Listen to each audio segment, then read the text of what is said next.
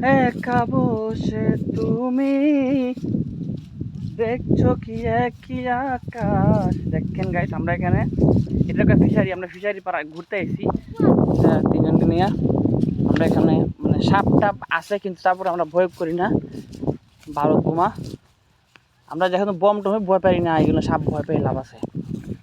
খুব সুন্দর একটি পুকুর এটা, যেখান থেকে আমরা বিকালের বেলা আমরা হাঁটাহাঁটি করি, এমনি হাঁটাহাঁটি করি এমনি হাঁটাহাঁটি করি। দেখেন খুব সুন্দর সুন্দর ছোটো ছোটো ফুল দেখতে পাচ্ছেন। ফুল আমার ভালো লাগে না, যে যেখানে একটা এটা কী ফুল করে, ফুলটা দেখাই আপনাদের। এই দেখতে পাচ্ছেন কি সুন্দর শানদার শানদার শানদার ফুল এখানে আছে, দেখতে পাচ্ছেন। বাট আমার ফুল দেওয়ার মতো কেউ নাই। দেখেন না, ফুল আছে, দেখেন ফুল আছে, কিন্তু কষ্টের কথা হয়েছে কি ফুল রিসিভ করার মতো কোনো মানুষ নাই, যে কারণে ফুলগুলা নিতে পারলাম না বা নিলাম না।